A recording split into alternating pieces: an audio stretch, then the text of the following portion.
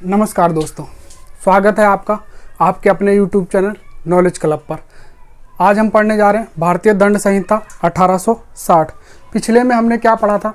पिछले में हमने पढ़ा था कि धारा 212 के बारे में पढ़ा था। आज हम पढ़ेंगे धारा 216 या उससे आगे के बारे में। कुछ महत्वपूर्ण धाराओं के बारे में हम जानने की कोशिश करेंगे। तो देखते हैं कि अगली हमारी धारा क्या कहती है। धारा 216 कह रहा है ऐसा अपराधी को संश्रय देना जो अभिरक्षा से भागा हो।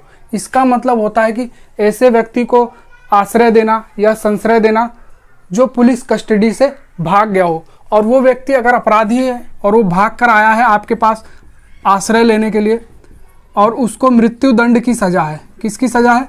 मृत्यु दंड की। तो उस केस में जो व्यक्ति उसको आश्रय देगा उसको 7 साल की सज़ा या कारावास हो सकता है। और यदि अपराधी को आजीवन कारावास दिया गया हो, क्या दिया गया हो? आजीवन कारावास, और ऐसे व्यक्ति को कोई आश्रय देता है तो इस केस में उसको 3 वर्ष की सज़ा कारावास या फिर उस अपराधी की सज़ा का 1/4 सज़ा उसको दी जाएगी। अगला है धारा 228।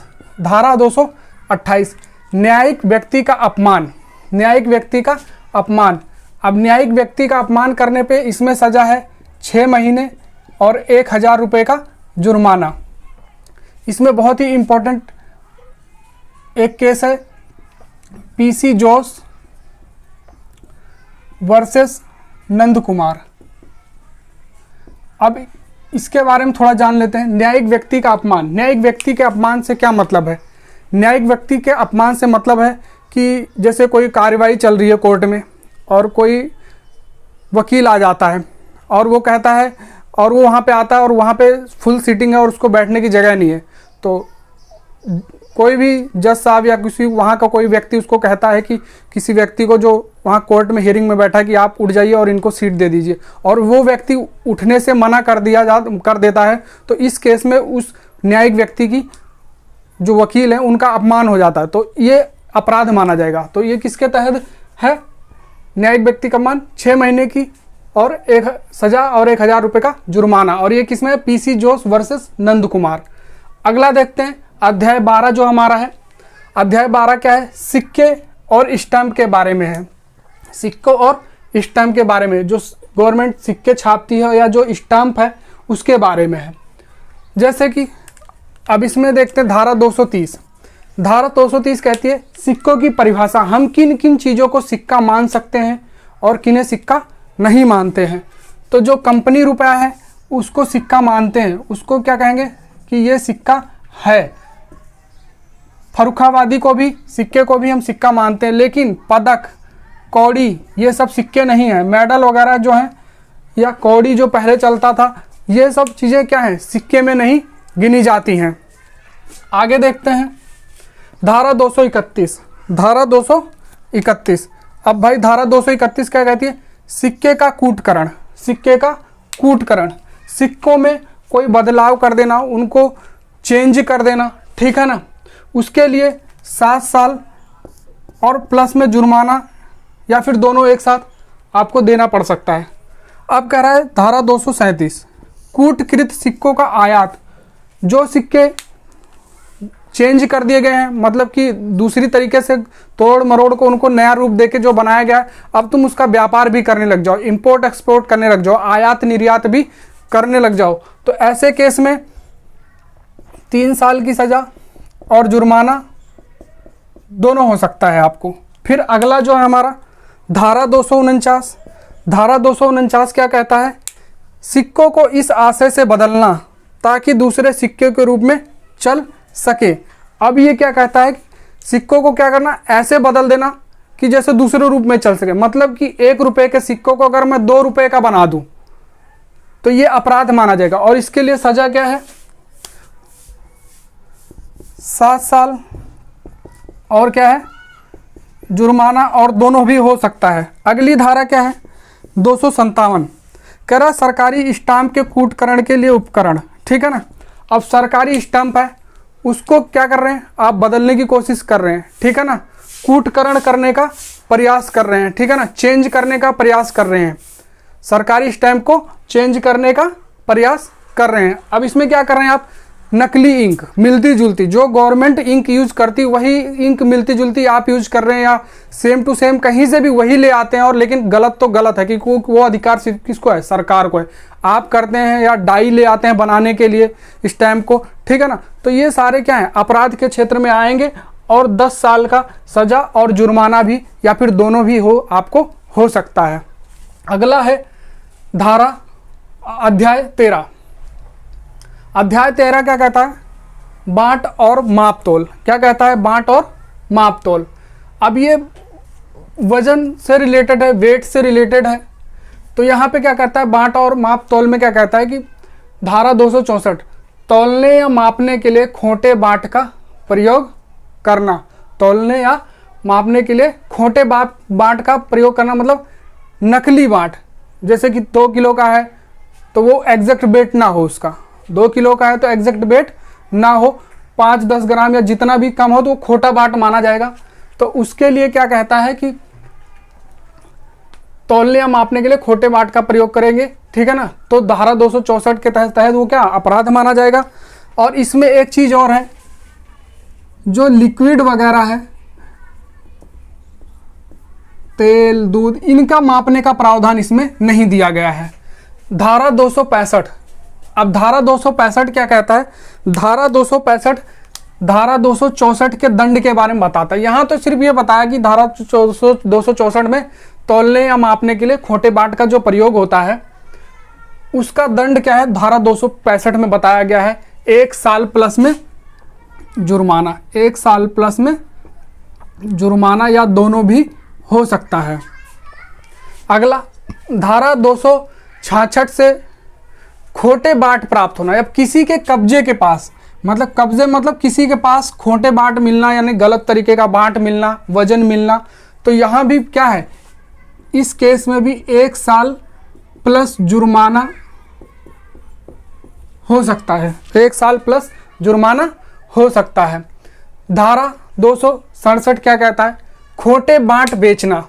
अब आप क्या करो, बिजनेस ही कर लो कि नहीं, यहाँ पे फेक वेट मिलता है, वजन मिलता है, यहाँ से ले जाइए, 2 किलो बता के 1.5 किलो का सामान दीजिए, ठीक है ना। तो ऐसे में भी आपको अपराध के क्षेत्र में आपको अपराधी माना जाएगा। कौन से, धारा 267 में, ठीक है ना, 67 में।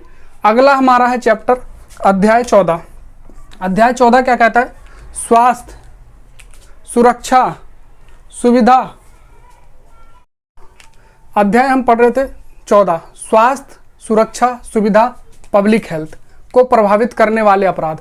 अब ऐसे अपराध जो हमारे स्वास्थ्य को, सुरक्षा को, सुविधा को या पब्लिक को क्या करें, नुकसान पहुंचाएं, तो फिर वो अपराध माने जाएंगे। अध्याय 14 में कहा गया है।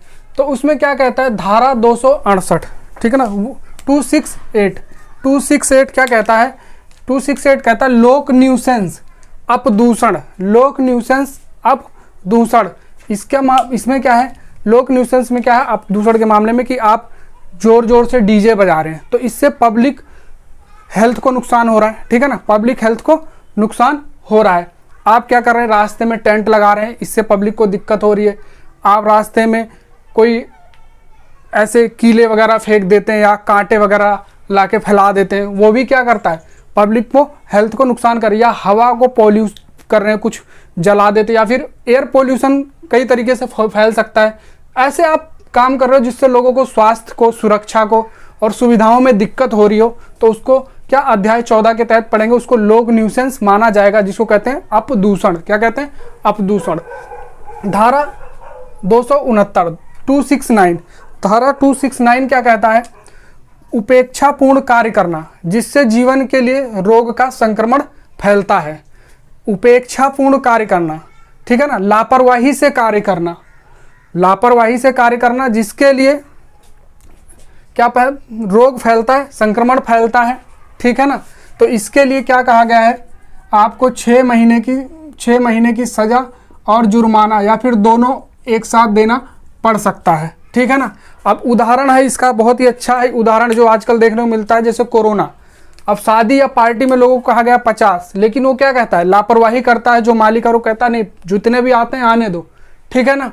तो क्या कर रहा है, लापरवाही कर रहा है, लोगों की जिंदगी को जोखिम में डाल रहा है, संक्रमण फैलाने का पूरा प्रयास उसका है यहाँ पे, ठीक है ना। ये जानते हुए कि गवर्नमेंट ने कुछ गाइडलाइंस जारी की हैं, लोग उसको फॉलो नहीं कर रहे हैं, ठीक है ना। तो अगला देखते हैं धारा 270।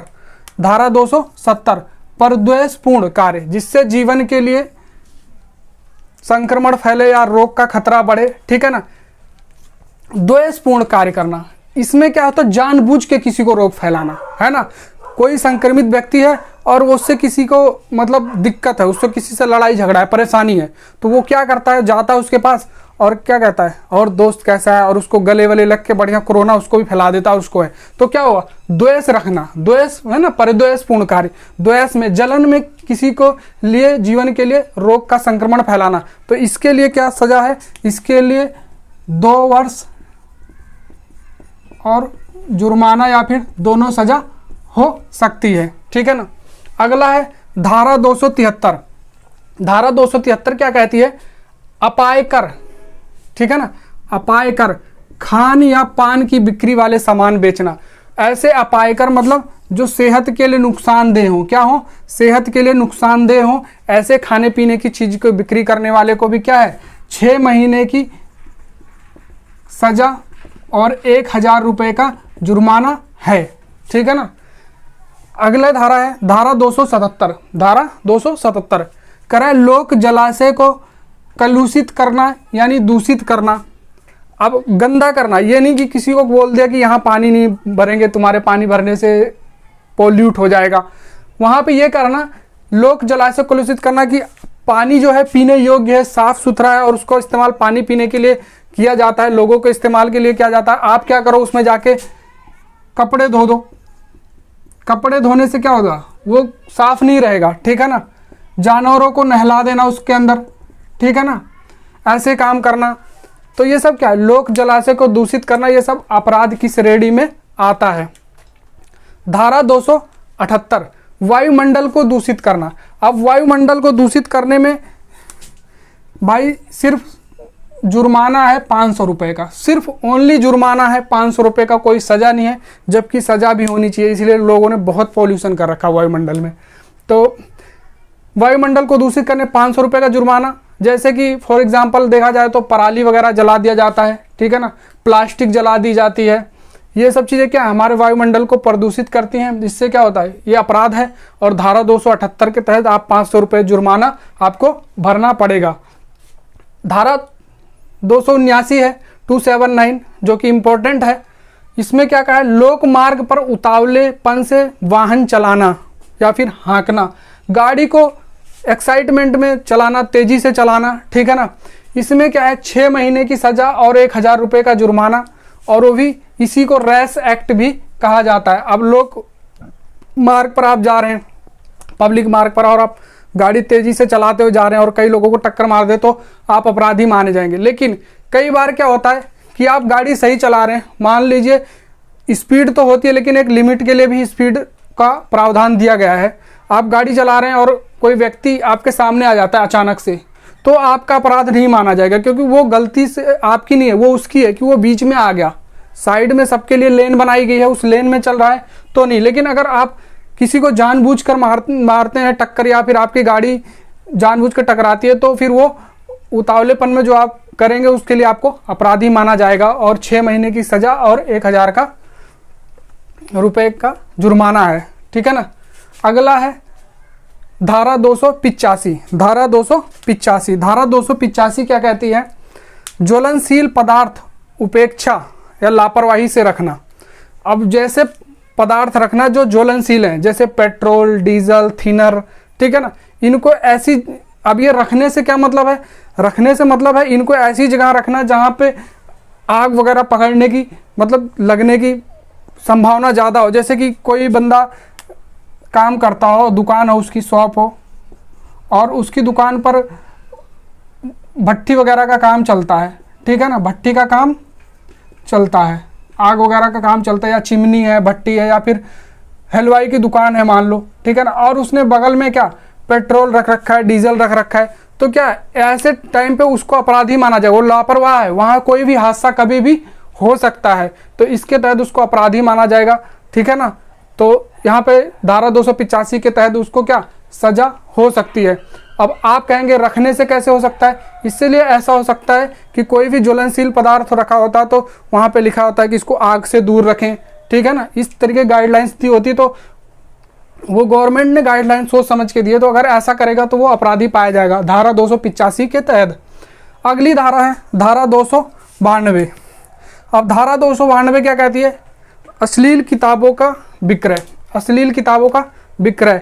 अब ये क्या होता है भाई, 292 में क्या कहता है कि अगर आपने किसी को अश्लील किताबें बेची हैं, ठीक है ना, तो पहली बार जब बेचेंगे तो 3 साल और 3,000 का जुर्माना, और दूसरी बार फिर गलती करते हैं तो 5 साल की सज़ा और 5,000 का जुर्माना लग सकता है, ठीक है ना। अब यहाँ पे सवाल उठता है कि अश्लील किताबें कौन सी होती, वो किताबें जो कामोत्तेजना को बढ़ावा दे, ठीक है ना, वो किताबें जो कामोत्तेजना को बढ़ावा दे उन्हें अश्लील किताबें कहते हैं। ना कि आपके बुक्स में जो कुछ आपको पढ़ाने के लिए प्रिंट किया जाता है वो चीज़ें आपके नॉलेज के लिए हैं। और या फिर जैसे कि वात्स्यायन एक ऋषि हैं जिन्होंने कामसूत्र किताब लिखी थी, जो एक अच्छी हेल्दी स्वास्थ्य के बारे में बताता है आपको, ठीक है ना। तो ये सारी किताबें क्या हैं, अश्लील किताबें नहीं है। लेकिन कुंजीलाल का जो मामला है, कुंजीलाल का मामला जो है, इन्होंने इसी चीज़ को अपने तरीके से न्यूड पिक्स वगैरह लगा के बनाई और इस एक नई किताब बनाई जो कि किसको बढ़ावा दे रही, कामोत्तेजना को। तो ये क्या है, ये आपको अश्लील किताबों के क्षेत्र में आती है, तो आपको अपराधी माना जाएगा, ठीक है ना। अगला है तरुण व्यक्ति को अश्लील पुस्तकों का विक्रय। अब किसी तरुण व्यक्ति को अश्लील पुस्तकें बेचना, तरुण व्यक्ति कौन सा है, वो व्यक्ति जो 20 वर्ष से कम उम्र का हो, 20 वर्ष से कम उम्र का हो। ऐसे व्यक्ति को जब आप ऐसी किताबें बेचते हैं तो आपको 3 साल की सज़ा और जुर्माना, और अगर दोबारा गलती करते हैं फिर पकड़े जाते हैं तो 7 साल की सज़ा और जुर्माना। तो ऐसे केस में आपको 3 वर्ष की सज़ा और जुर्माना हो सकता है। और जब सेकेंड अटैम्प्ट में भी गलती करेंगे, नहीं सुधर रहे हैं, तो 7 साल का जुर्माना, 7 साल की सज़ा और जुर्माना दोनों हो सकता है। कब, जब आप किसी 20 साल से कम उम्र के व्यक्ति को अश्लील किताबों को बेचते हैं। अश्लील गाने को गाना, धारा 294। धारा 294 क्या कहती है, अश्लील गाने को गाना। अश्लील गाने को गाना मतलब अकेले में चाहे जितना गाओ, पब्लिक प्लेस पे गाओगे तो लोगों को दिक्कत होगी, वो कंप्लेन करेंगे और ये अपराध माना जाएगा, ठीक है ना। तो 3 साल और जुर्माना इसमें दिया गया है, 3 साल की सज़ा और जुर्माना दोनों हो सकता है। धारा 294A। अब ये धारा 294A क्या कहती है, लॉटरी कार्य कर रहे हो आप और गवर्नमेंट, स्टेट गवर्नमेंट या राज्य सरकार आपको उसकी मंजूरी नहीं दे रही है, राज्य सरकार उसको मंजूरी नहीं दे रही है और आप फिर भी ये कार्य कर रहे हैं लॉटरी का, तो आपको 6 महीने की सजा और जुर्माना दोनों हो सकता है, ठीक है। अगला है अध्याय 15, कह रहा है धार्मिक अपराधों के विषय में। अब इसमें धर्म से रिलेटेड अपराध दिए गए हैं, ठीक है ना। किसी के मजहब को, धर्म को से रिलेटेड ऐसा कोई कार्य किया जाए जिससे किसी को क्षति हो, ठेस पहुंचे, तो इसके बारे में जो एक्सप्लेनेशन दी है वो धार्मिक अपराधों के विषय में अध्याय 15 में दी गई है। तो अगली है जो धारा 295, उपासना स्थल को क्षति पहुंचाना। क्या कहा गया, उपासना स्थल को क्षति पहुंचाना, मंदिर मस्जिद पे जाना और उसमें तोड़ फोड़ करना, तो यहाँ पे 2 साल की सजा और जुर्माना आपको हो सकता है, ठीक है ना। अगला धारा है धारा 296, धार्मिक जमाव में विघ्न डालना। कोई त्यौहार चल रहा है, पर्व चल रहा है, वहाँ पे जाके कोई विघ्न डालना, कोई ऐसी हरकत करना जिससे वहाँ पे लोगों को हताहत हो, नुकसान हो, जैसे कि ईद हो गया, या फिर आप कुंभ वगैरह के मेले में जाके वहाँ पे जैसे बॉम्ब ब्लास्ट वगैरह, यानी मतलब उस कार्य को रोकने के ऐसी कोई गतिविधि करना, तो उसके लिए भी आप, ये तो खैर ज़्यादा हो जाएगा, ठीक है ना। ऐसा कोई कार्य करना जिससे वहाँ पे कार्य में बाधा पड़े, ठीक है ना, क्योंकि बॉम्ब वगैरह तो आतंकवाद का हो जाएगा, तो यहाँ 2 साल की सज़ा नहीं होगी, यहाँ पे तो पता नहीं कितना होगा। धार्मिक जमाव में विघ्न डालना, ठीक है ना, यानी ऐसे कार्य करना जिससे उनके काम में रोक आ जाए, तो वहाँ पे भी 2 साल की सज़ा और जुर्माना है। और धारा 298 धार्मिक भावना को आहत करना, किसी की भावनाओं को आहत करना, उसको ऐसे इंगित करना, उसको ऐसे इशारे में बोलना कि जैसे उसको लगे कि उसकी धर्म या भावनाओं को ठेस पहुंची है, ठीक है ना, आहत हुआ है उसका, तो फिर इससे यहाँ भी 2 साल की सज़ा और जुर्माना का प्रावधान दिया गया है, ठीक है ना। तो ये इतनी थी धाराएं जो हमने अध्याय 15 तक पढ़ा, और ये महत्वपूर्ण धाराएं जो कि आपके पेपर में बहुत ही अच्छे तरीके से किसी न किसी रूप में पूछी जाएंगी। तो आप इसको वन लाइनर याद रखिए और ध्यान रखिए और इसको बार बार रिवाइज करिए। तो ये उम्मीद है कि आपको ये ज़्यादा समझ में आएगी। अगर आपको ये वीडियो पसंद आया हो तो लाइक करिए, शेयर करिए और अपने दोस्तों में शेयर कीजिए और सब्सक्राइब कीजिए। आज के लिए इतना ही, धन्यवाद।